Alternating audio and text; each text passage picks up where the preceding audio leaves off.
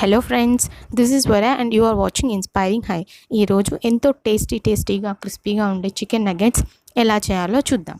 Chicken nuggets పేరు వినగానే చాలామంది నేమే ఇంత డిఫరెంట్గా ఉంది, దీనికి కావాల్సిన ఇంగ్రీడియంట్స్ మన ఇంట్లో దొరుకుతాయో దొరకవో అని స్కిప్ చేస్తారు. బట్ అదేది కాదు ఫ్రెండ్స్, మన ఇంట్లో దొరికే వాటితోనే మనం హ్యాపీగా చికెన్ నగెట్స్ని చేసుకొని ఎంజాయ్ చేయొచ్చు. అది ఎలాగో నేను ఇప్పుడు మీకు క్లియర్గా ఎక్స్ప్లెయిన్ చేస్తాను.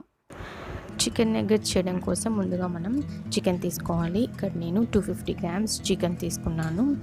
అండ్ ఈ చికెన్ని మనము మిక్సీ జార్లో వేసుకోవాలి. ఫ్రెండ్స్ గుర్తుపెట్టుకోండి, మనం ఇక్కడ ఓన్లీ బోన్లెస్ చికెన్ మాత్రమే తీసుకోవాలి. అండ్ తర్వాత ఇందులో నేను మిరియాల పొడి యాడ్ చేస్తున్నాను. 1 టేబుల్ స్పూన్ మిరియాల పొడి యాడ్ చేసుకోవాలి. తర్వాత మనం ఇందులో జీరా పౌడర్ యాడ్ చేయాలి. నేను ఇక్కడ 1 టేబుల్ స్పూన్ జీరా పౌడర్ యాడ్ చేస్తున్నాను. దాని తర్వాత మనం ఇందులో రెడ్ చిల్లీ ఫ్లేక్స్ వేయాలి. ఫ్రెండ్స్ మనం రెడ్ చిల్లీ ఫ్లేక్స్ ఇంట్లో కూడా ప్రిపేర్ చేసుకోవచ్చు. జస్ట్ కొంచెం వెయిట్ చేసి దాన్ని కచ్చపచ్చగా దంచితే సరిపోతుంది. రెడ్ చిల్లీ ఫ్లేక్స్ రెడీ అయిపోతాయి. దాని తర్వాత మనం ఇందులో కొంచెం రుచికి సరిపడా సాల్ట్ యాడ్ చేయాలి.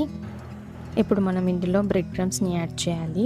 ఇక్కడ నేను 6 టేబుల్ స్పూన్స్ బ్రెడ్ క్రమ్స్ని యాడ్ చేస్తున్నాను. ఫ్రెండ్స్ ఈ బ్రెడ్ క్రమ్స్ అనేవి మనకి సూపర్ మార్కెట్స్లో ఈజీగా దొరుకుతాయి. లేదు అంటే మనం ఇంట్లో కూడా ప్రిపేర్ చేసుకోవచ్చు. ఎలా ప్రిపేర్ చేసుకోవాలి అనేది నా నెక్స్ట్ వీడియోలో నేను అప్లోడ్ చేస్తాను. ఫ్రెండ్స్ సో ఇలా యాడ్ చేసిన తర్వాత మనం వాటర్ ఏమీ యాడ్ చేయకుండా మనం దీన్ని మెత్తగా పేస్ట్ లాగా చేసుకోవాలి. ఫ్రెండ్స్ గ్రైండ్ చేసిన తర్వాత చూసారా, మనకి ఇలా మెత్తటి పేస్ట్ అనేది రెడీ అవుతుంది. తర్వాత మనం ఆ పేస్ట్లో ఉంచి కొంచెం తీసుకొని ఫస్ట్ ఆఫ్ ఆల్ దాన్ని రౌండ్ లాగా ఇలా చూపించిన విధంగా చేసి తర్వాత దాన్ని సిలిండ్రికల్ షేప్లోకి చేంజ్ చేయాలి. ఫ్రెండ్స్ తర్వాత ఇక్కడ చూపించిన విధంగా మనము మధ్యలో ప్రెస్ చేయాలి.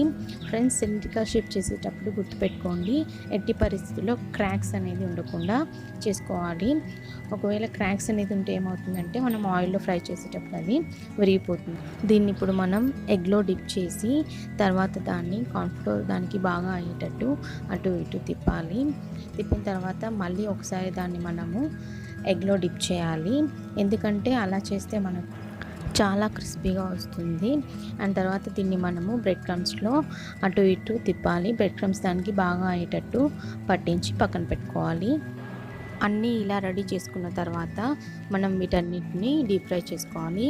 డీప్ ఫ్రై చేసుకోవడం కోసం ఆయిల్ని గుర్తుపెట్టుకోండి, ఇది చాలా ఇంపార్టెంట్. ఆయిల్ని సిమ్లో మాత్రమే హీట్ చేసుకోండి. ఒకవేళ మీరు హై ఫ్లేమ్లో చేసుకుంటే ఏమవుతుందంటే అవి త్వరగా మాడిపోతాయి బ్రెడ్ క్రమ్స్ కాబట్టి.